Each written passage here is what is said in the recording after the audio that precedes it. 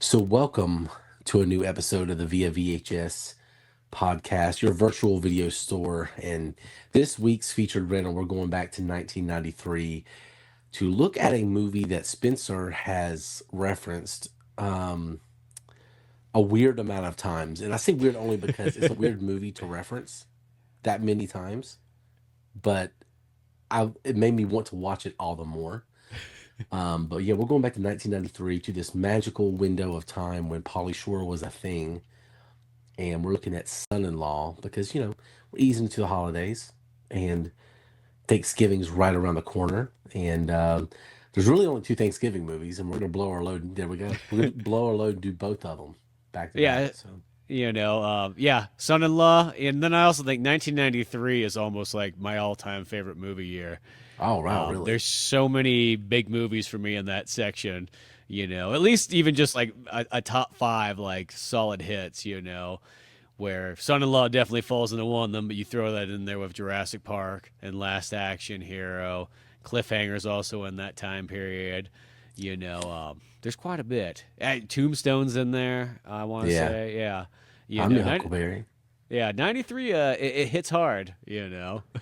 90 every year in the 90s is pretty damn good. There's not That's true. really, other than maybe 91, Yeah, which that still one's had got some. Point Break. Yeah, I mean, there's bangers every single year. So Yeah, there's always a banger no matter what. Even on like the the whatever would be off considered years. the worst year, there's still some Yeah. really good stuff. 90 and 91, I mean, 90 had Goodfellas and, some great movies. But those first 2 years of the 90s, they were trying to figure out what the 90s were. And that's the same with any decade. Hmm. Um, but yeah, yeah. 93 was a good year. And it was this magical, weird time. You still kind of have, you're kind of easing into grunge, but you have like, still have that kind of neon soaked 80s kind of thing going on. And Pauly Shore fit right into that little area. And I mean, when just real quick, while we're doing Son-in-Law, we are kind of breaking a rule via VHS. We don't usually do comedies, Hmm. but Well, this is okay because we're going to talk nostalgia with this one here and just yeah, the experience of it, and we only say the comedy thing is just because we've learned over time with podcasting is that sometimes when a comedy movie happens, next thing you know, you keep going like, you know what part I really like? It's this scene right here. And then you know what's really funny? Well, over here, one of my other favorite funny scenes. And then that's like somehow, some way, it just ends up being that kind of fest. And, yeah. Nobody you wants that know, shit. we want to laugh, we want to learn, but sometimes when you're just like just pointing out the jokes and so on like that, it just starts rolling funny. Yeah, it reminds me when I listen back to like other podcasts we've done when we tried to do comedy. It reminds me of that skit on Saturday Night Live with Chris Farley, and it's actually my favorite skit of his. But he'll sit there with one of the skits is with Paul McCartney, and he's just like this really bad interviewer. He's like, remember when you play that one record and then it said Paul is dead. Was that true? And Paul McCartney's like, no, no, no, no, it's not true. And it's just such a funny skit. It's so underrated. But when we do comedy, sometimes it reminds me of that. Like, remember when that thing happened and then the guy laughed? Yeah, it's bad. But this one you've referenced so many times, and plus because of the Pauly Shore element, I Hmm. think there's a lot to talk about with this one. Well, and to me, like Son-in-Law, it's when I think of like the feel good movies that everybody's got their own variations of that. The ones that you can always throw on, it's always going to put a smile on your face. It's always going to take you back to like a golden age and so on. Well, Son-in-Law fits in that for me, and that's where it really stands out. It's like Son-in-Law and Captain Ron are probably like my two go-to for like my feel-good movies. Like if I want to Mm. just throw on something that I can watch multiple times throughout the year, it always takes me back. I'm always having a good time. Those two movies, and I really wish that Captain Ron was in 1993 just to buff up that there. It's 92, Yeah. but those are those ones that I can totally throw on. And I've watched it. I mean, I probably watch Son-in-Law at least 3 or 4 times a year. Like I almost watch it quarterly. That's how much I like it. Oh wow. Yeah, it's been a long time since I've sat down and watched the whole thing. I somehow, some way, caught the tail end of this movie somewhere within the past year, and I don't know how I did it because I don't watch television anymore. It wasn't like I was channel surfing and it was there, but somehow maybe my wife had it on or something. I don't know, but I watched the end of it kind of recently. But it's been a long time since I've sat down and watched the entire thing all the way through. But it is a feel good movie. I mean, it's like when you think of 90s comedies, which was, even into the early 2000s was a good time for comedy movies. Hmm. And you had your like Dumb and Dumber lot, and those were really, really good. Like the Farrelly Brothers stuff. But then you have um like the kind of feel good Adam Sandler movies, the Chris Farley, Tommy Boy, and the Pauly Shore movies kind of the first ones of those, you know? Yeah. I mean, it's almost very similar to an Adam Sandler template. I mean, you could see Tommy Boy existing in the same template. You could see, other movies, and Pauly Shore had his little window, man. He made something of it, got a few movies out of it, and then you know, that's it. Yeah, that's it, But like, I think the thing that makes Pauly Shore is he's probably one of the most unique people out there. And Yeah. he's definitely a love him or hate him kind of guy. And like, that's the thing is you could just see you're either gonna really like him in movies or you're gonna be like, who is this weirdo?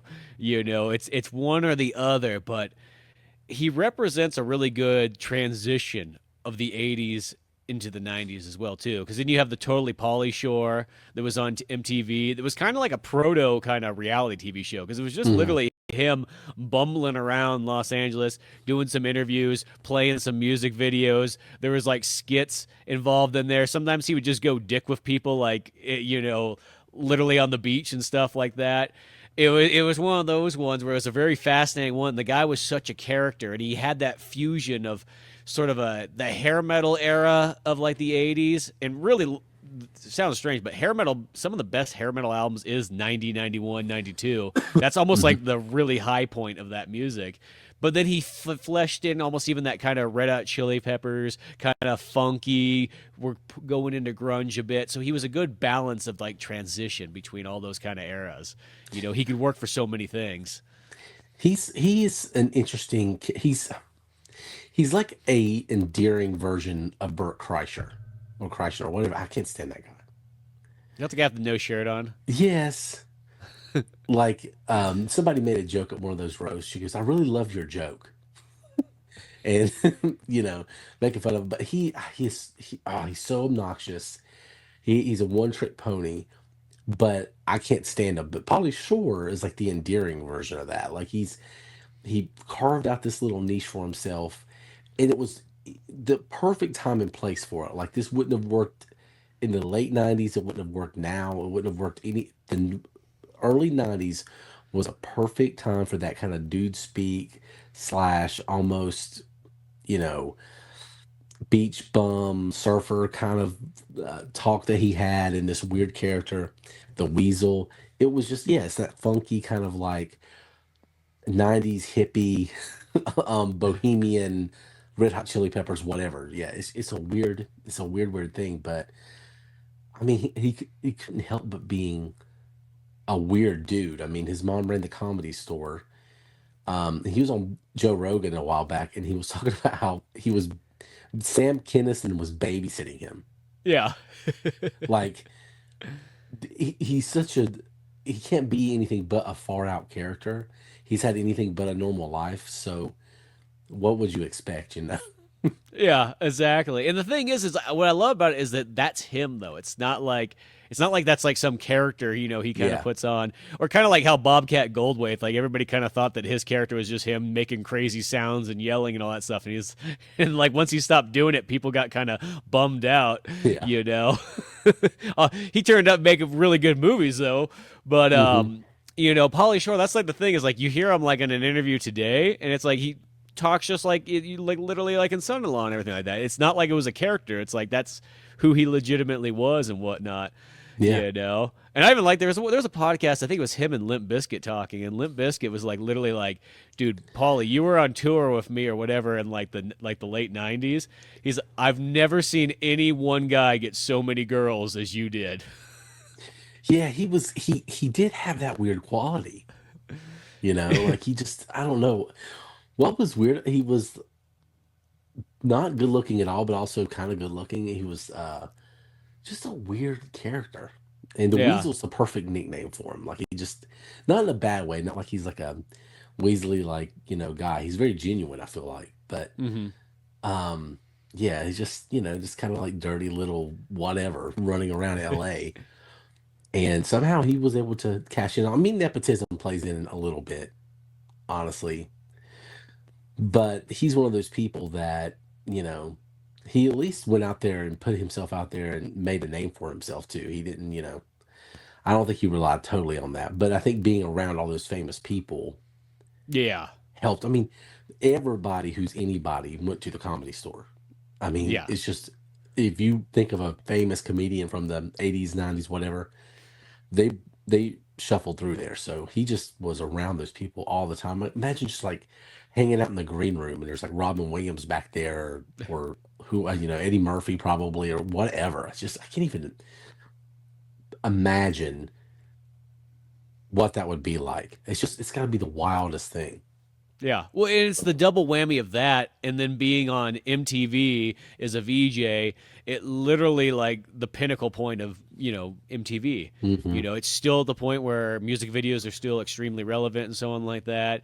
I mean, MTV kind of goes pretty strong throughout the '90s and even in the early 2000s with Jackass and Bam Margera and all that kind of stuff. TLC, yeah. But I feel like TCM. that point, yeah, yeah, yeah, TC. uh, TRL. Yeah, TRL. TRL. There we go. Yeah, yeah. I Yeah. was gonna say the TCM Turner Classic Movies. Yeah. I was saying TLC, like no scrubs. but um, but yeah. So it's like he hit this perfect window and just had that. The one thing that I always thought, and this was even just as a kid, the thing that kind of like cut his career kind of short for a bit is when he cut his hair. I always felt Yeah. that was the biggest mistake he could have made. And he did it for In the Army Now. And I know that that was sort of like he was in a 3 contract deal with Disney to do movies. And I love In the Army Now. Don't get me wrong. That's a great movie. But when he cut his hair, I think what happened is he went from being like, hey, he's the cool, wild, funky guy, he might be strange, everything like that, but he's very hip and everything like that, to all of a sudden he cut his hair and people are like, oh, he's just kind of weird and nerdy now. Like, I don't know if I want to be associated with him. And it felt like it just, people just faded out real quick. Like, it's like, I don't know if that's the same guy. And it's a weird one, but sometimes there's certain people that like, that they need the long hair to kind of keep that character intact. And without the long hair, you get Biodome. And once again, I like Biodome actually, but you could see where he loses the mystique of the Weasel in a sense. That's the most Weasley role he had. It's that movie is so grating. I mean, it is so obnoxious. Like there's irreverent, irreverence and obnoxiousness. There's very fine line, a very fine line, and he was mostly on the irreverent side of that. But then boy, Biodome, he crossed it like hard. Like he jumped the way the fuck over that line. Jump the Um, shark. yeah. But like, yeah, I think it's a combination. Yeah, the short hair didn't help because he went from like, oh, cool, weird hippie, like bohemian guy to maybe he shouldn't be near a school. Yeah, it's like Yeah, so something was off once he lost the hair, and I mean, like I recognize it just as a kid when it happened, and it's like, and as I said, like In the Army Now would have been fine because he actually has really good hair in that one in the beginning, and then of course he gets all shaved off. Actually got an excellent look going, and then all he had to do was just really grow it back, like just give it one more year, and you would have been back to regular Pauly by the time the hmm. next movie did. But Damn, damn it, Disney, you ruined Pauly Shore. It was bad. I think you sent him to the army like you thought he was going to need some discipline or something like that. That was the only way he was going to get fixed. yeah, it's weird because when he was on Joe Rogan, he did his explanation on what happened to his career. While he was like in all these movies, and all of a sudden just wasn't anymore. And in some ways, I felt like he could have taken more ownership of it. Like he made some bad decisions. He didn't take it seriously. But then also, he was stuck in these contracts and he kind of had to do so. He didn't even want to do Son in Law. He was trying to do another movie where he Yeah, went to London and it's kind of similar fish out of water thing. But it sounded good. And I would like to have seen him do both of these movies. I would like to see him do Son in Law and then that movie too. But yeah, that whole contract thing was messy, but there's not many people who just right out the gate say we're going to give you movies like vehicles. Yeah. Like this is a Pauly Shore movie. And looking back, I don't know if that was the right decision. I feel like he was better like when he was an Encino Man. Like he's a part of the mix, but he's not the The, focal point. the side character. Yeah. Yeah. Well, I do think in Son in Law, I feel that's a movie that fires on all cylinders. I feel like that works perfect for him, for the fact that he's going, he's the California hip guy and he's sent to the farm. Ironically, it's in South Dakota. It's really just up the hill in California where they Yeah. shot it all at. Because, it's funny because when I look at that movie, I'm like, when I think much back the day is like the area that I'm at feels kind of like where they go to in South Dakota. I mean, like it's not as farmy as that; it's more mountains, but like it has that kind of country vibe. And then you just go down the hill to like you go 6 hours down the hill to Los Angeles area, and that's how you get to like the Pauly Shore section. Yeah. I mean that is what it was. It was filmed in California, but it's one thing I noticed at the very beginning, like so they're in I think South Dakota is where they're supposed to be. And when they're doing that aerial shot of going to like her high school, like there's palm trees and stuff. Yeah, because they didn't go that far north. Yeah. Yeah. So I was like, oh, okay, yeah, North Dakota and their palm trees. And then they get to the or South Dakota and they get to South Dakota later and it's like I mean it's almost Thanksgiving. So like the other day here in North Carolina, it was like fucking 20 some degrees. So they get to like South Dakota, and sometimes there's leaves on the trees, sometimes there isn't. It did bother me. It did bother the shit out of me. It really, it really did. It's weird because it feels like he's there during the summertime. Yeah.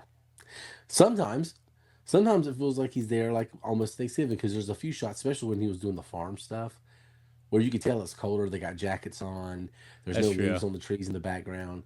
Like that felt like, oh, it's almost Thanksgiving.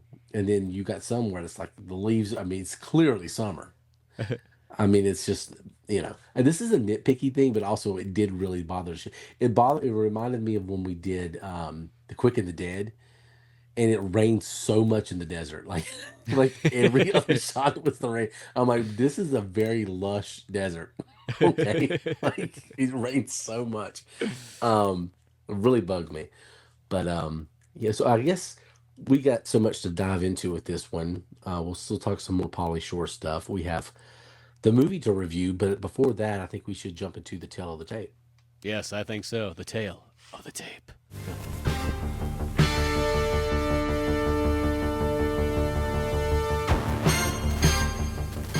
So for everybody who's watching this, the camera just I don't know. We Don't have worry some about it. technical issues. We're still working out. We're early into this process, but at least I have a microphone working. Um, but yeah, tell the tape. If you've never listened before, tell the tape. We go back to the week the movie was released. We look at the box office surrounding the movie, maybe some other stuff.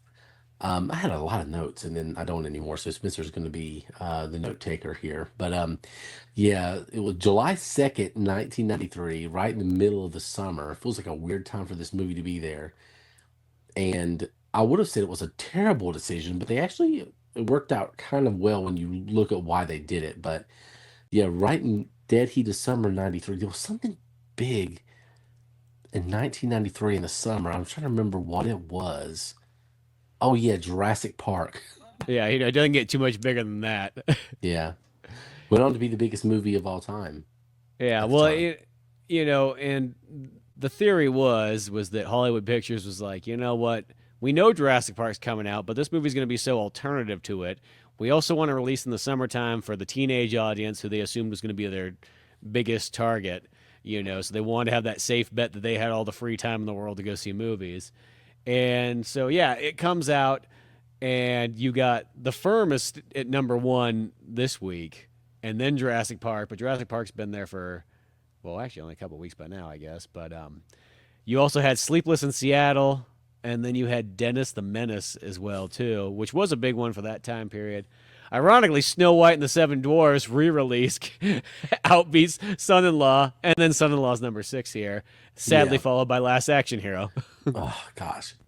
But I will say, Son-in-Law did do well. I mean, it is a pretty good. It was like $8 million budget and it made like $32 million. So it was a decent box. They probably got what they wanted. So Yeah, well, because realistically, yeah, $8 million, and then they made 36, million and a half plus. That's Yeah, everybody's winning there. I always feel like the key thing is whatever you spend, you want to at least double it, or what you make back, and then you're doing pretty good. The New Line Yeah. Cinema strategy. Yeah. I mean, they're opening up against Jurassic Park, which goes on to be the highest grossing movie of all time. And then you have, until Titanic. And then you have The Firm, which is a Tom Cruise vehicle. Yeah, Sleepless in Seattle was the chick flick of the 90s. yeah, Um, I think that was the number one chick flick, probably till The Notebook knocked it off. that's probably true. And then you're just followed with a bunch of action movies too at the same time. As I said, Last Action Hero, Cliffhanger, Menace to Society. You got a lot of these ones. The Unforgiven still playing in Mhm. some places. So, Damn, this is a good movie. It's a great movie summer. Um, if I remember in yeah, '93, that was the one kind of bugaboo with that year was it was very summer heavy. But yeah, I mean it was an interesting choice to release it up against Jurassic Park, but the reasoning for it, as you just mentioned, with trying to get the like teenage audience, um, it worked. And that shows you how popular Pauly Shore actually was, because I mean, they wouldn't have done that if they didn't think Pauly Shore could still, have enough recognition to make it work and make some money. So that's saying a lot. He was like, because in the '90s, I feel like the replacement of Pauly Shore was Tom Green. yeah, Yeah, that kind of was a little yeah. changeover. It's a different type of humor. It's because Tom Green leans into Jackass, I think. You don't get Jackass if you don't have Tom Green, but you don't get Tom Green if you don't have Pauly Shore. And it's just that weird kind of messy humor. But Tom Green only had that one real vehicle movie, and it was the weirdest shit you've ever seen in your life. But Pauly Shore, he had a few. Some of them made some money. The Yeah. critics hated all of them. Well, yeah, I can't. They're like those ones. It's for a critic. It's like you're not gonna have. I can't imagine like Leonard Maltin sitting down there and like being like, I'm gonna watch this Pauly Shore movie because that's what that's the hell that I've been born into. They do. They have to watch it, and that's what's funny. Is they I have think to. that's the thing that makes critics kind of is like you don't think about, it, but it's like because you have to watch so many movies every single day. I think you just literally get so burnt out on movies in a weird way, and that's how you start to become kind of just like negative and just like just be like. You make me sit down and watch another stupid fucking teenage movie. Ugh. Well, the magic's gone at that point, Yeah, and it's just like, okay, I like to cook, which is why I would never get a job cooking because I like to cook.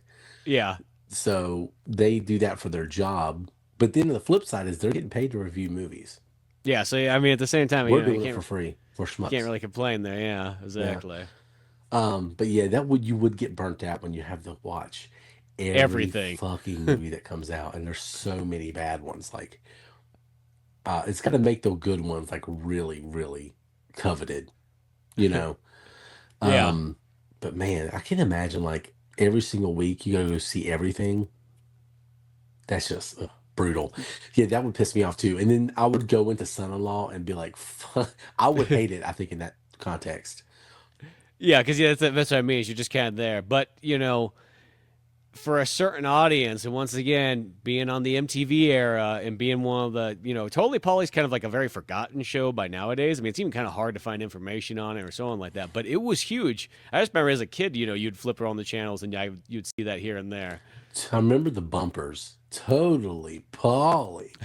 And it was extremely 90s. I mean, Polly Shore is the early 90s.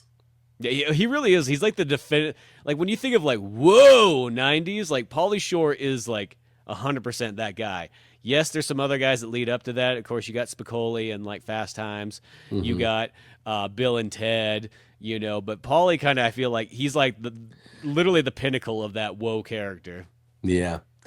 Yeah, 100%. Yeah, he's very, very 90s. This movie's extreme, especially the LA stuff. Is very, very Yeah, 90s. But yeah, modest box office hit, summer '93. This is the peak of the Pauly Shore window, I think. yeah, I Um, think it is for sure. yeah. One thing I found that was interesting. Um, and I don't know if it said this just because of a cameo that's in the movie, and we'll talk about it in the review. But they said it was the second in the Encino Man franchise on Wikipedia. And then I saw that reference somewhere else. I'm like, well, okay, was it just these two movies? Was In the Army Now considered part of that? Yeah, Because it didn't feel like it was part of that because Brendan Fraser has that cameo in this movie where he's playing Link, and it's like they don't know each other, but they also kind of seem familiar. So I don't know, it's weird. I think the person on Wikipedia that filled that in got a little confused there because Pauly Shore's character is a completely different name in Encino Man. You Hmm. know, I think that the seeing Brendan Fraser as the cameo, it's just a funny callback, is all it Yeah, is. And I think for some reason, whoever wrote the Wikipedia part took that a little too to heart that this movie I was agree. completely, connected. It just happens to be, Pauly Shore has the same style of, acting, but he's stony in Encino Man, and he's Crawl and Son-in-Law. Yeah, it's not the same thing. I thought maybe it was like a Carlito trilogy kind of thing that I Yeah, wasn't aware of. Like, um, not Carlito, Cornetto. Is it, what's the Carlito's Edgar Wright Way. trilogy? Huh? Oh, I thought you were talking about Carlito's Way, the sequel to like, or Oh, no, somewhat no, no. like spiritual successor to Scarface. I think I meant to say Cornetto trilogy. The one with, Shaun of Shaun the of the Dead. Dead. And yeah, I thought it might have been like that, where it's like they're not sequels to each other, but they're kind of like in the same world. But I don't know. I've never heard that anywhere else but today. So, I mean, I I, would kind of say that's similar because, it's the like Pauly Shore's character's kind of the same, even though he's different names. yeah. Well, he's playing Pauly Shore. Yeah. You know, all these movies feel like they should have just done a really good because they tried to do a Pauly Shore sitcom later. I think it's a little too On late. Yeah, on Fox they didn't cash in at the right time. But if they would have done a sitcom earlier, all these would have been really funny episodes of that. Like, oh, this week he's in the army now, and then now he's got roped into being a son-in-law at this farm or wherever, like a little series of movies on MTV or something. But yeah, I don't know, but yeah, son-in-law, moderate success at the box office, made a gamble, and it worked out. Yeah. No, and I think it was just that right time period. It was going to work, And it's got kind of a nice, solid cast of others in there. You got Carla Gugino in there, who you'll see her in all kinds of other stuff. And she mostly never plays comedy. This is like kind of one of the rarities she was in. But and which is the one that I always think of her as whenever I see her in any other movie. That I'm always like, oh, it's the girl from Son-in-Law, you Hmm. know. And then you even got Tiffany Amber Thiessen Decent. from Saved by the Bell, who Yep. plays Tracy in here. Yeah, good cast. So yeah, Lane Smith too. I love Lane Smith. Yes.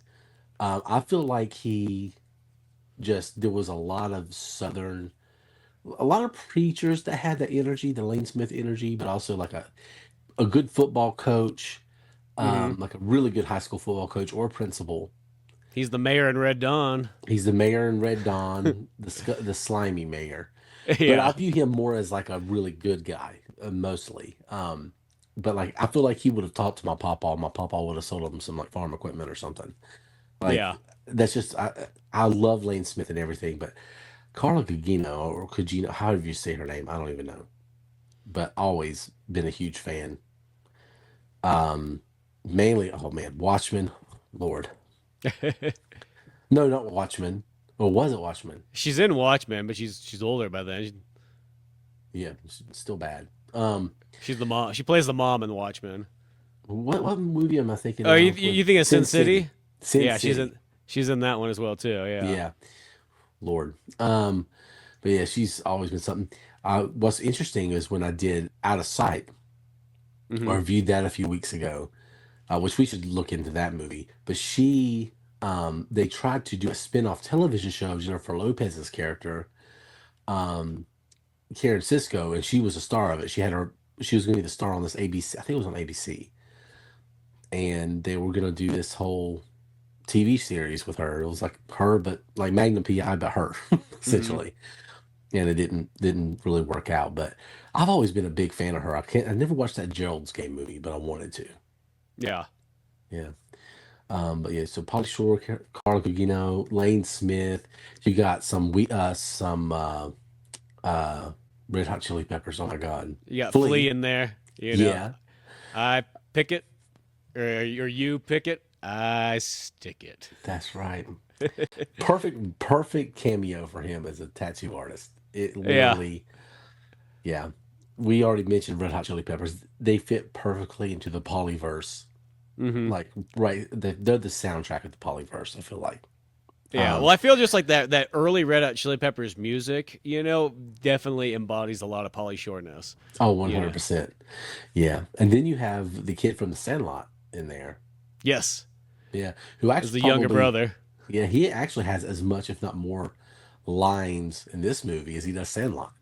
Yeah. No, he's a pretty definitive character in this one right here. Yeah. So that's a big deal. So fun little cast, nice little cameos. You get some Brendan Fraser in there and Flea and all that stuff. But um yeah, solid little cast.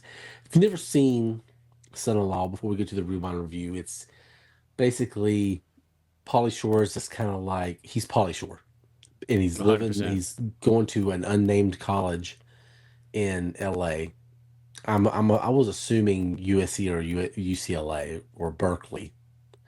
Yeah. Well, Berkeley's by San Francisco, but Oh, maybe that's it. Okay, maybe not. Something like that. Going to a very California, like the college is a microcosm of California, essentially, is what they're trying to say in the 90s. And that's where Pauly Shore goes to school. And then this Carla Gugino plays this valedictorian who decides she's going to go to California and make a new life. And she's the fish out of water. She embraces California and tries to bring Pauly Shore back home for Thanksgiving, and all kinds of hijinks and mishaps happen because she's a fish out of water, and there's this culture clash. You know, there we go. That's what it's about. yeah. Well, it's that thing that she goes to school and then, she doesn't try to be a part of it yet, and she's still kind of back home in South Dakota Hmm. and everything like that. And Pauly Shore is the one that finally opens it up, being like, "Let me show you like what it's like to actually be here in California and experience it, and so on." And he takes her out to Venice and everything like that. And Venice looks so much more happening than it does nowadays in this movie. I kid you not, though. This is that movie. Like when I watched this movie, like I was like, that is what college is going to be like right there. Yes, indeed. I'm going to base all this off. And by the 2000s, no, it was not. Nothing in California was anything like that anymore. I don't know, post 9/11, none of that stuff was like that anymore. Yeah, 90s California. But yeah. Well, let's go ahead and jump into the rewind review. Yeah. So All yeah, right, go with ahead. old son-in-law here, and on their journeys of like the fish out of water and all that kind of stuff. And now she knows that he's kind of been left behind because he has this thing it's similar to like Ryan Reynolds' character in National Lampoon's Van Wilder, where Pauly Shore's just a guy who likes college so much that he just stays there and hangs out. He's already been there for 6 years, which I almost want to say that was the same thing that Van Wilder was. He was there for like 6 or 7 years, and for some reason his dad, well, in that movie, his dad's like, "Yo, that you got to finish up. You're just blowing money, kid." Yeah, And I feel like that's kind of like Pauly Shore because it's supposed to be that his mom's like from Vegas and whatnot, and so she's kind of out of touch. So I guess she just sends him here, and he's just hanging out at college for yeah. 6+ years, making him way older than her. I guess by that standards, he would be 24 if she was 18. Yeah, which I thought about that too, but I'm like, yeah, the '90s. '90s. Don't look too much into it. It's a Pauly Shore vehicle, okay? You can't, you can't nitpick it too much. I mean, the weather's already fucked up. Geography that makes no sense here. It's a polyverse. Just enjoy it. Um, Yeah.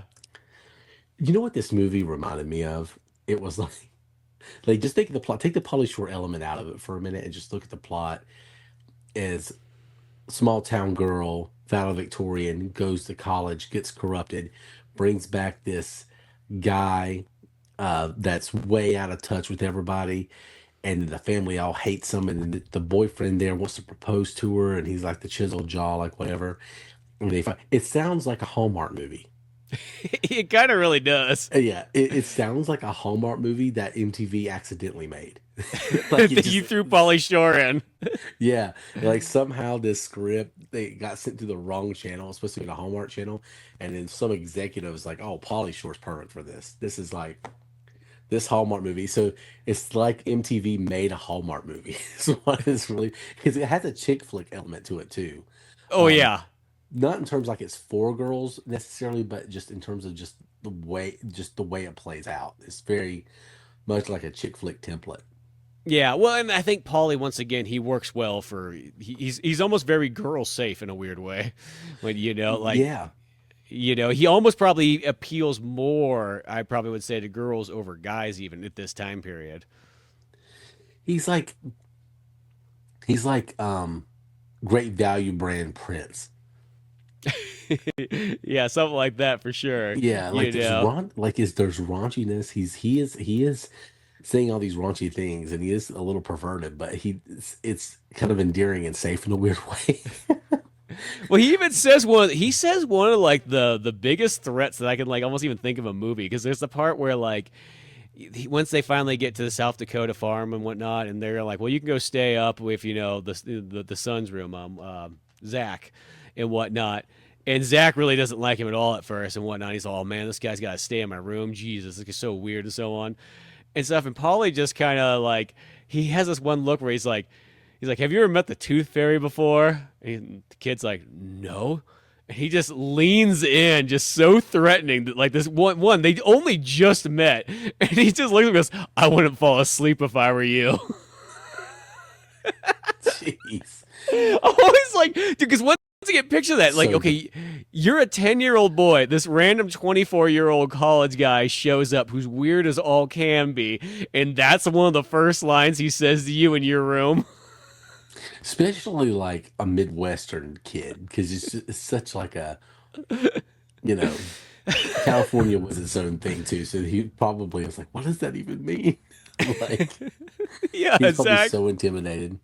But the other one I always think too, because I'm just thinking of just like the characters and whatnot, is you have the boyfriend Travis, who is the one from South Dakota, and so he's kind of fine with Rebecca going out. He doesn't really want her to, but he's like whatever, she's gonna go out, but then she'll be back in 3 months, and whatnot, and we'll just kind of continue business as usual and so on.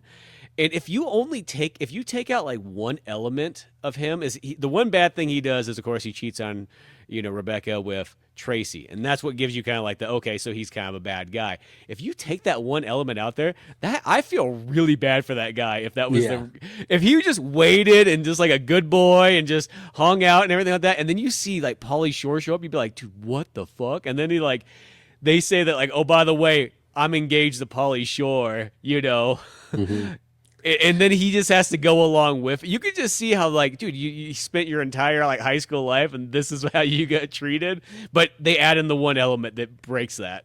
Yeah, which I feel like they tried to put it earlier in the film and it didn't work out somehow. I feel like they tried to highlight that a little bit more earlier, but it wasn't there. But you're right, like you kind of feel bad for the guy.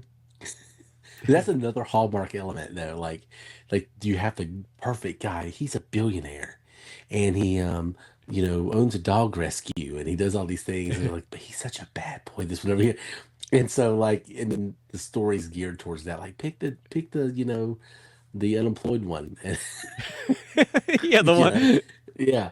But I don't know. It's another example right there. But yeah, it's a Pauly Shore, they do the fish out of water thing. He's very California. Like, he's a California stereotype. Yeah, like he almost could be on the flag for California at this time Yeah, period.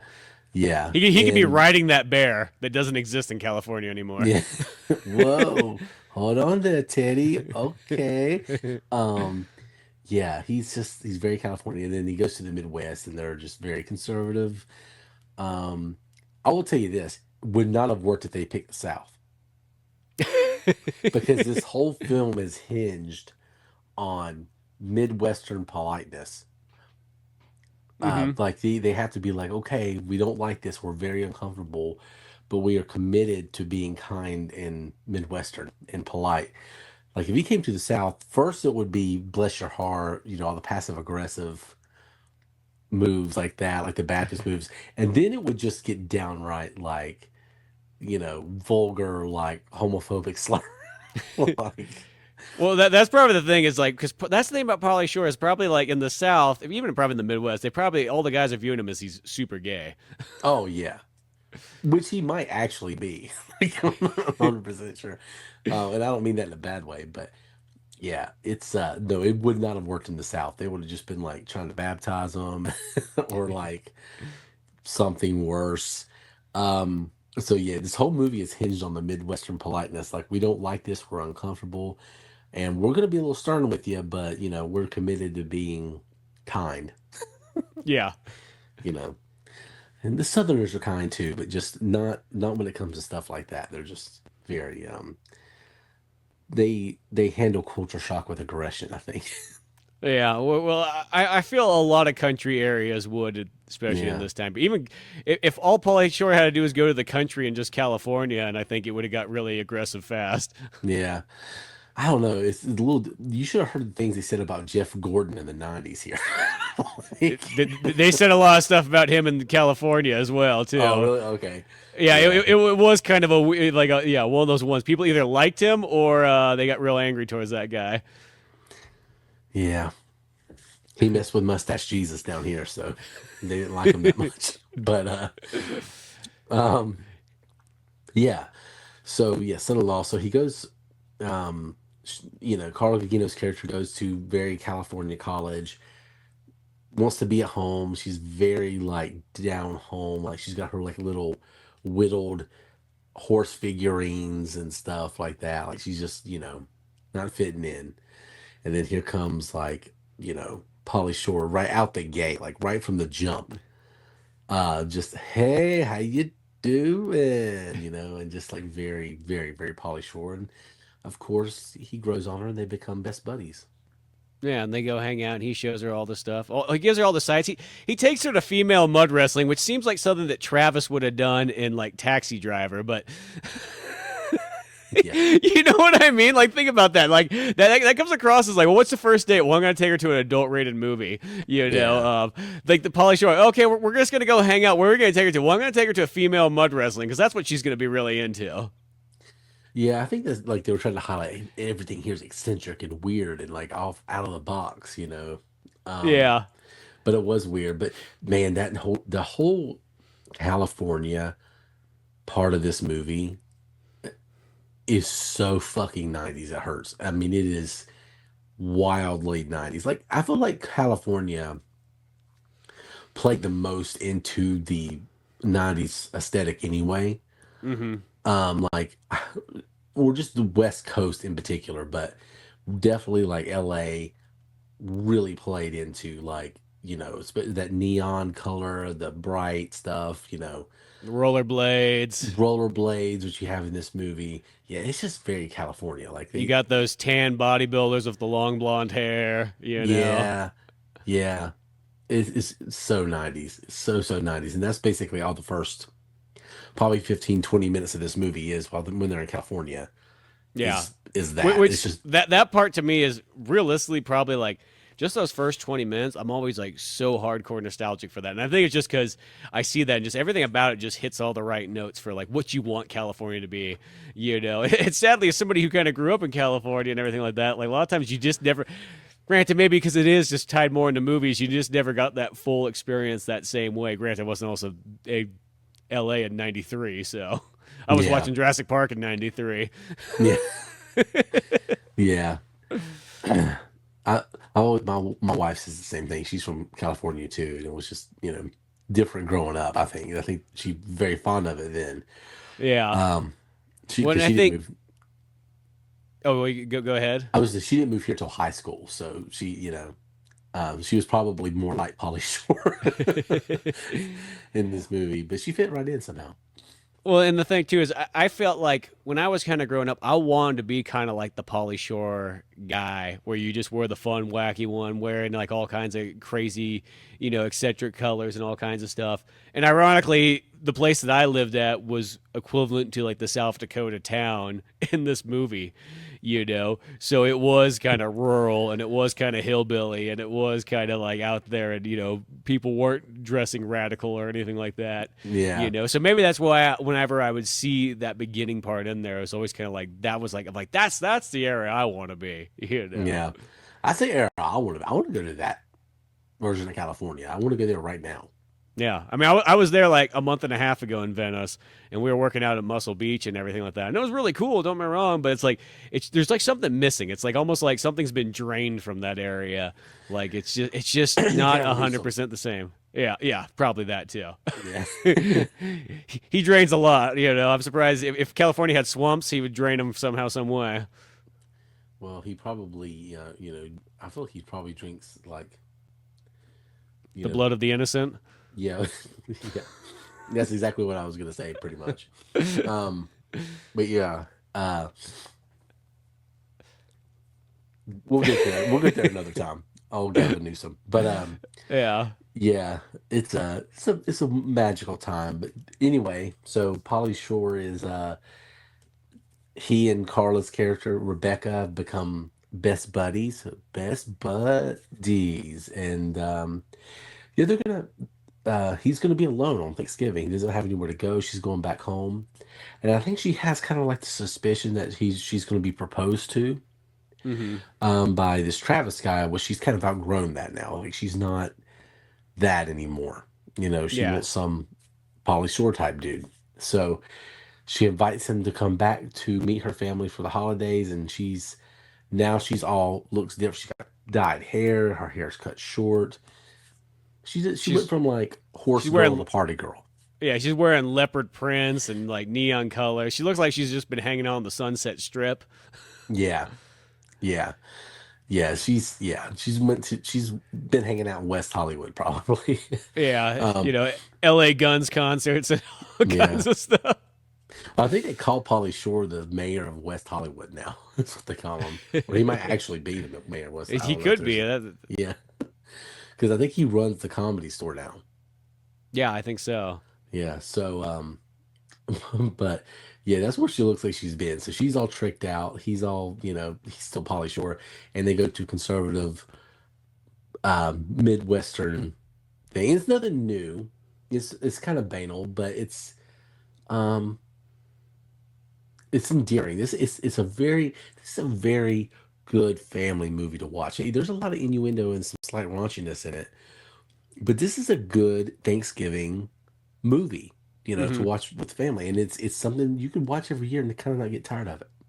Yeah, no, that's the thing is I think it holds up super strong. I mean, I know I might just be talking from nostalgia, but it's always been, and it's kind of always been like a family movie. This was like that one that what I really learned it from was from my buddy Kyle, his family. Like they really were into Pauly Shore movies. Like they had all of them. They had Encino Man, they had In the Army Now, and they had Son-in-Law. And so we would watch these movies over there all the time on VHS and whatnot. And like everybody liked them, mom, dad, sister, like everybody did. So it was kind of an interesting one there because sometimes you would think it's like with some people's parents they would be a little bit questioning Pauly Shore and it'd be a little too weird for them and so on like that. And Yeah, next thing you know, they'd be walking into the garage and you'd hear the crack of a beer and that would be it. yeah, it would be. It's kind of he was like you would think he would be like Beavis and Butthead, where it's just like an absolute no. But honestly, it was there's something endearing about him. So I think you know, Ma and Pa from the Midwest was a little bit more understanding of him. They just look, oh, he's eccentric. He's a little wild. He's a little weird. Yeah, but he's Where it was, genuine. yeah, yeah. There's something, he has an endearing, wholesome quality to him. And that goes a long way in this movie for sure. Like, I mean, it's almost needed because despite all the mean things they say and all the horrible things they do, he just wants to be your buddy. He wants to chill, you know? Yeah, So, it, yeah. He goes through all the hardships and all the prejudice stuff that they're kind of doing against him and whatnot, and kind of like savors through. And then, in a sense, once again, it has that Hallmark kind of vibe where like they all end up mingling and vibing with each other towards the end, and yeah. kind of worlds kind of mend together. Um, One little side note. I want to throw in there. Something I liked about this movie. I don't listen to country music anymore, but I sure as hell did in the '90s because that's all my dad listened to. So I was just like, this is what I'm going to listen to, and pretty good little, uh, country soundtrack. You got some Travis Tritt in there, some Marty Stewart was in there. She even had a Marty Stewart poster Yeah. on her wall. Um, so yeah, it was a nice There, little, nice little Brooks and Dunn there's kind a of. there's a there's a cover in there that CC DeVille. I can't remember who else is on it, but I know CC DeVille's playing the guitar of what you got cooking right when they kind of pull into town and Yes. where Pauly Shore needs it. And I've always wanted to find that song because it's like that version's so badass, but I almost feel like it's kind of landlocked to like the movie. I don't know where. I mean, probably if you look on YouTube nowadays, somebody's ripped it and put it up on there. Yeah. But yeah, that one's so cool. And yeah, and then that part's always kind of an interesting one too, where Paulie's like, I need to go like get rustic wear and kind of combine it and do my thing, which Yeah. only just looks like he just kind of threw it all in a blender and just came out like in a hurricane. It reminded me of Michael J. Fox in Back to the Future 3. When he does that whatever the fuck that was on him. Looked like the Wild West threw up on him. And he goes back in time in that. No, but Pauly Shore was definitely, you knew the chaps were gonna happen. That was Yeah, inevitable. I mean, that's the most Pauly Shore thing ever. So it was Pauly Shore Western. It was sexually ambiguous, um, and weird. But it worked yeah. out. Well, Only he it's could all pull that shit off. really, yeah. That's the thing is he's one of the only people that can pull off just that like really ridiculous look. And strangely enough, the early '90s is kind of like the tail end of when people just used to dress really kind of radical.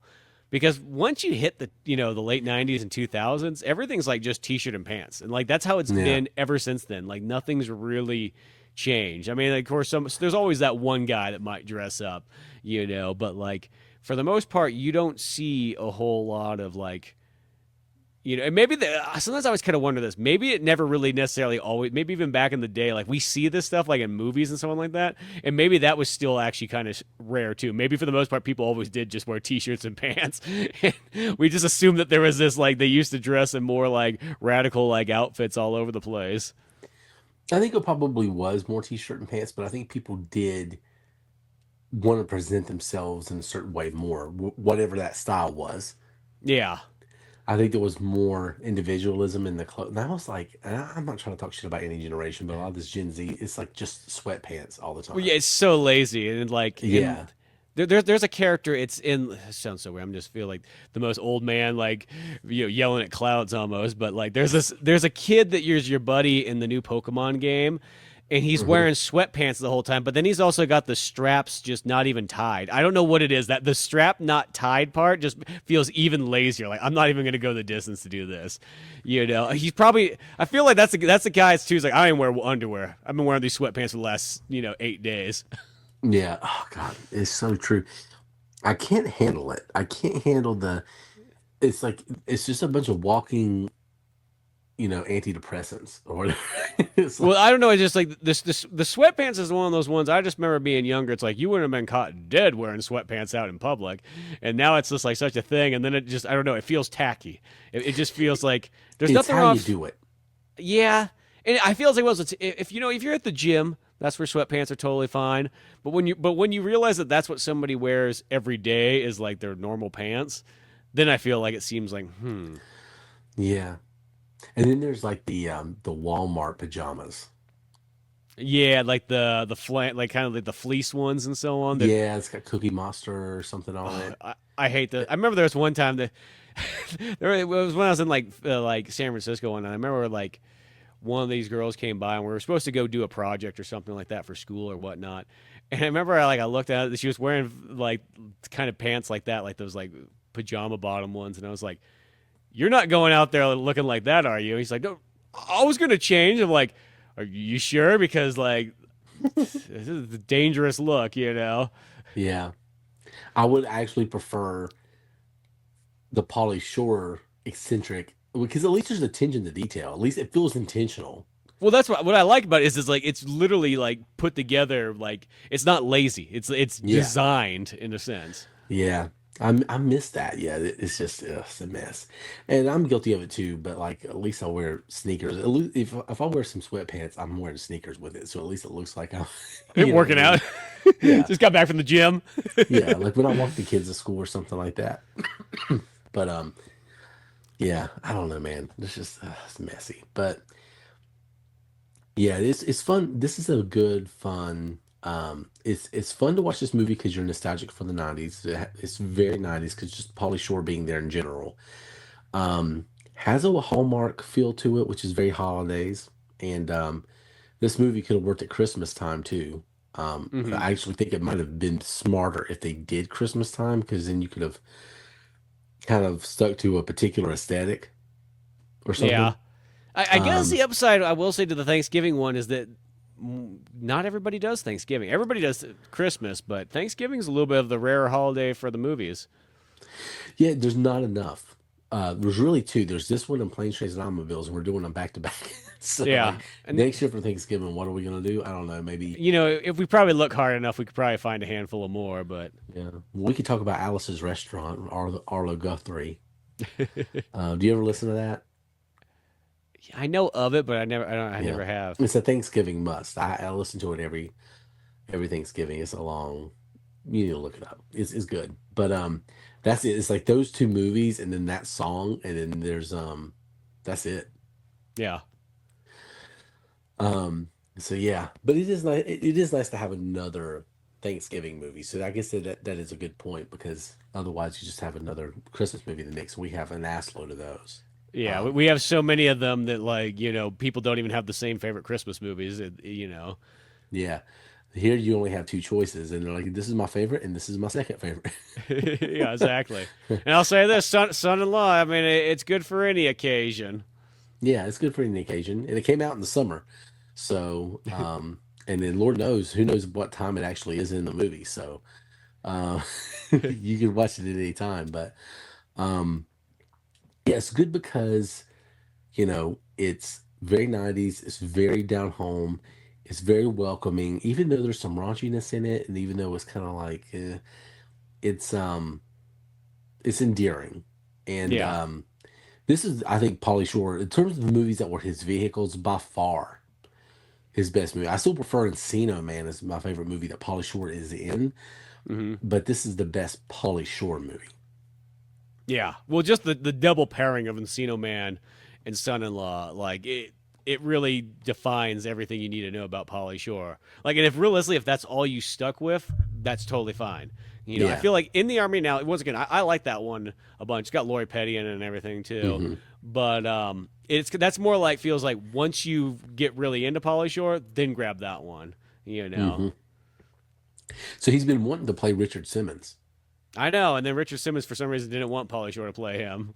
Well, now Richard Simmons is dead, so it seems like that project is kind of dead now too, because now you can't convince the estate. Like Yeah. you can't say, "Oh no, he actually changed his mind right before he died." He's like, "I It's really like, well, like the no, no, idea." that was his final words. Was no, no, Pauly. Yeah, don't let Pauly Shore.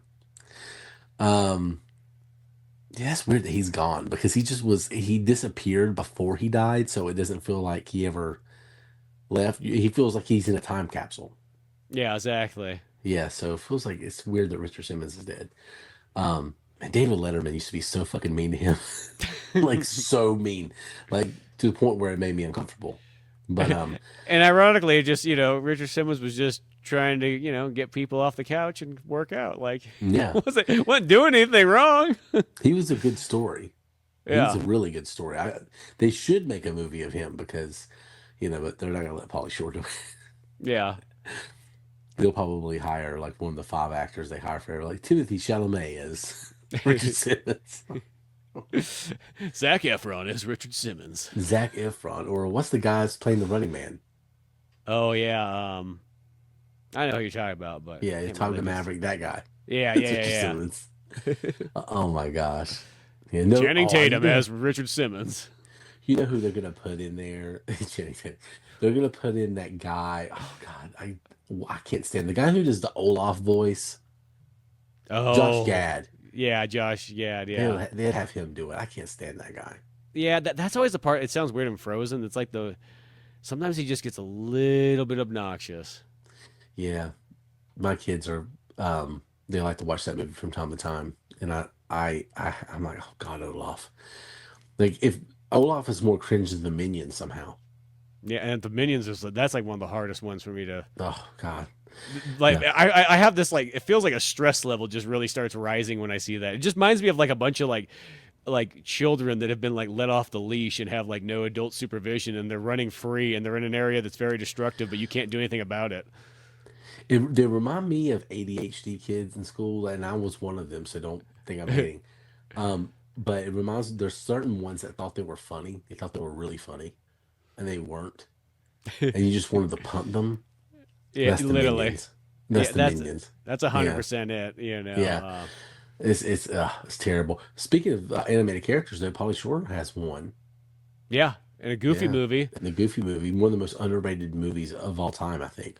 Yeah, I think one of the best. In my opinion, that's one of my top five favorite Disney movies. I think Oh one's shit, so good, we're gonna be doing that one soon. and the sequel's Um, actually pretty darn solid too. yeah, yeah, it is, and that was yeah. I think they're getting ready to do another thing with it. Actually, That'd be sweet. yeah, I think they're gonna I'd do like to see another. some more Goofy. Yeah, oh, yeah, Gorge. Um, that's my son's favorite. It's Goofy. Yeah, just single father trying to make ends meet. Yeah, yeah. Um, so yeah, watch Son-in-Law if you've never seen it. I bought it because I went on Fandango and I was like, oh, it's $5 this week. Perfect. Let's Yep, buy it. And so, but I I think got it it on is on. Fandango as well too. Oh, did you? Well, I've had it for once I saw it appear on there. I was like, "Yep, $5. Yeah, that's mine too." Yeah, So, because that's one of the movies like I want to have that with me at any time. Because as I said, I'll throw it on and 3 or 4 times a year. yeah. I jumped right on that. I think it is if you don't have want to buy it. I think it is on Amazon Prime right now. So if you have Prime, I think you can go watch it. I'm pretty sure I saw that it was on there, but um, yeah, Son-in-Law, nice, fun little time, good little comedy. Definitely something you could watch every single year. Um, I had fun with this. I think it's way better than its tomato score. I think it's like in the 30s. This is just not for critics because it is very predictable and banal. And like, I will say this about the movie, my one critique, the ending is very rushed, like very, very rushed. Like they could spend just a little bit more time on that whole mess because the movie's like, hey, fish out of water will come in to warm up to the whole family, and they're like, oh shit, we got to end this movie. So there's like this 15-minute just like change of pace, and it's just like, what the fuck happened? Um, Other than that, this is a damn good comedy, and I think if this movie would have been released a little later, I think critics would have been a little easier on it because it was, you know, kind of a run of the mill comedy. If you put this in like 1997, after all the Adam Sandler movies and Chris Farley movies and all that, it's more run of the mill. You know what I mean? Yeah, the only thing though is it fits more. It sounds weird, but by the time you get to like the late '90s, you start to get to more like the slightly more insulting comedies, where Yeah. like this one still fits in that like that late '80s, early '90s, where things kind of had a little bit more like almost like filter. I don't mean filter like it's being censored, but like things were a little bit more lighthearted, and that was how a lot of Yes. comedies worked. Where Lighthearted. like by the mid '90s, you're starting to get things like Waterboy and so on like that, where a lot of the jokes are kind of like making fun of people and hitting people and so on like that. Not saying Yeah. I like all that too, but like I feel like it almost would have been because Pauly Shore's almost too nice of a guy, other than the fact that he makes that really threatening statement to a 10-year-old boy. Yeah. It's these movies were irreverent and sometimes obnoxious, but the later 90s movies, which I love a lot of, like There's Something About Mary, they're kind of mean. You know Yeah, what I mean? Like they their are attitude era. That's the yeah, they thing. are. Which I love. I Yeah. love. I'm not putting it down, but it is different. It's this is a little more welcoming. Even Tommy Boy is more welcoming, I think, than a lot of these. Dumb and Dumber was what started it, which is Yeah, that one makes of my about favorite sense. movies of all time. But Because all Jim Carrey movies are kind of like the insulting ones, in a sense, like Ace Ventura and Cable Guy and all that kind of stuff, yeah, where like the late 80s and early 90s, they had that feel good kind of comedy movie, which doesn't really exist. It's kind of a rare genre in like literally the last like 30 plus years, you know. Um, there's a few of them that trickle in here and there, of course, but like there was something about that where like, yeah, you just can't put the movie on. You laughed, you had a good time, you enjoyed the story, and you felt good. As I said, Captain Ron gives me a very similar vibe, even though I Mm. know it's kind of different, but like you had the cool family, and you go on this trip. You have the eccentric character, Kurt Russell, in that one, and so on like that. Kind of no real different than Pauly Shore's character, Yeah. and they finally, learn to like get along with each other and so on. And it ends in a very kind of happy, adventurous kind of vibe. Well, they just don't make family movies anymore in No. general. You know, it's just something that's really, really missing. The wholesome movies aren't there. Yeah. Everything's an IP or so. And I love a lot of this shit. Like I can't wait to see Running Man, the new one. But Well, that's it. You either kind of have rated R movies, or they're just legitimately kid movies. But there's not family movies, which is supposed to be anybody can watch it from age 5 to 85 plus. yeah, yeah, it's a real sad thing. And I think that was one of the things that was great about the video store era is that you had certain genres that are like, hey, mom and dad's taking the kids to the video store. So we need movies that they can all watch together. Because Mm-hmm. now it's like you have your separate Netflix account, and then what you do is you make the kids account where they can't watch all the bad stuff on there. So the kids are watching what they want to watch on Netflix, and the parents are watching, Frankenstein or whatever, the new Netflix thing is. And back then, like the parents were, they're picking what they want. So you had to have something that was family friendly. But once you get kids that are 12, 13, 14, 15, this is which is who this movie was targeting. Um, you needed movies like this. And they just don't make shit like this anymore, man. They don't even make comedies anymore. No, comedy is like almost a dead genre. It's like I Yeah. have to get my comedy through like drama movies, like The Yeah. Smashing Machine. That it's ironically it's not sold as a comedy, but just the workout stuff in there just made me laugh harder than I ever have. It gave me like those Gran Torino vibes, where like once again not really sold as a comedy, but it's funnier than most comedies. Mm. Yeah. It's this, nice little window where you have these wholesome little, even if it's raunchy kind of PG-13, it's still family friendly. Yeah. I feel like this is something I would have watched at Alex's house, my buddy Alex. Like this is something that their family would have rented and watched over and over again. Like The Pest. This is another movie that they used to rent all John the time. Leguizamo. Yeah, they used to rent that. I think they eventually bought it and watched the shit out of that movie. Um, so, but yeah, Pauly Shore. Yeah. Um, I just miss that kind of era, that genre, that feel, that vibe. yeah, It's almost like it's one of those ones that when I think of like that. What's the feeling you get that makes a movie a movie? That's kind of what it is. And once again, nowadays it's like that stuff's kind of gone. Like in a sense, I guess if you go to like the Hallmark channel, but that almost takes it and goes sometimes a little too far for certain things, well, where it's just bad. it It's gets just yeah, and it really, gets dopey sometimes. yeah. Which I was really shocked to learn when my sister said she watched this movie. I was like, "You watched this movie?" Oh, she goes, "Oh, I live for him." Yeah. I was like, Well, "Okay, and maybe it's that thing too. It's just that that's one of the only places you can kind of get that yeah, feeling from. And even if you have to sacrifice it, make it a little bit of a dopier movie, it's like I'm at least getting kind of what I wanted. Is I want a feel yeah, good one, and there's nothing wrong there. As I said, yeah. Yeah, the, yeah, the feel good, not only comedy but just movie in general is just it's a rare breed anymore. yeah." And chick flicks too. You don't get Yeah, those anymore. And this movie is kind of not a chick flick, but you could take a date to it. yeah. Oh, it's 100% that one. Like it Yeah, works both ways and so on. yeah. So yeah, if you never watched Son-in-Law, highly recommend it. Like I said, I think it is on Amazon Prime. But also, if you're just into nostalgia, you're in the '90s culture, you like to look back at films from a certain era that have a definitive, like intrinsic quality of that time. There you go. Yeah. Definitely go watch Son-in-Law. Go watch it because it's fun to look at the Pauly Shore era, and then you get this kind of like microcosm of the early '90s, and it's definitely worth it. So, any last thoughts on Son-in-Law? No, I think we touched on all the good stuff there. As I said, it's just nothing but a good time. Yeah. So squeeze the nugs, get some grindage, you know, and sit down and watch a good Pauly Shore movie. This is funny to say. But thanks for listening to this episode of Via VHS. I think we've said all that we could say about Pauly Shore tonight. And we might do some more comedies in the future. They have to be in this vein where we have a lot to say about it, where we both Hmm. really love it. And maybe it has some like ancillary cultural elements that we could talk about. But from time to time, we'll stumble into a comedy that's like that. But of course, you can visit via VHS on all the social platforms, X and or Twitter, whatever you want to call it these days, TikTok. We're on the dystopian hellscape that is Facebook. If you feel like wandering over there, we're starting a Discord thing. I don't know what the fuck I'm doing.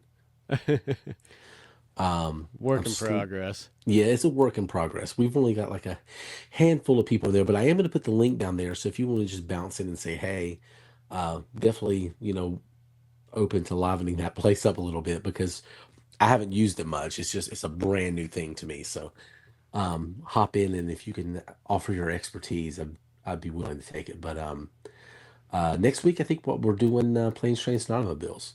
Yeah, which I'm looking Yeah. forward to that. It's been a while since I've seen that one. Planes, trains, and automobiles to me is what son-in-law is to you. It's a multi-time a year. Well, I usually watch it twice a year at least. Yeah, So I'm really, really, really excited. And that one's not, it's a comedy, but well, I can't wait to talk about it. It's one of my yeah. favorites of all time. So, I can't wait to watch it because I've probably only seen it twice in my entire life. So I'm looking real oh forward to man, watching it again. I will say that's probably the movie my mom quoted the most Hmm. growing up. Shove that baby out sideways, didn't even flinch. So, so much to talk about with that movie because there's all kinds of ancillary elements like what happened with the footage, and I have to send you a whole documentary that you're gonna love. So join us next week, Planes, Trains, and Automobiles, and then we're gonna kind of ease into the Christmas season, and that'll be fun. So holidays are right upon us; they're being thrusted upon us, and I hope you'll come back and join via VHS for more Yuletide fun as we enter into the Christmas season. So thanks for listening. Y'all have a good one. Come back and see us soon. And via VHS is out.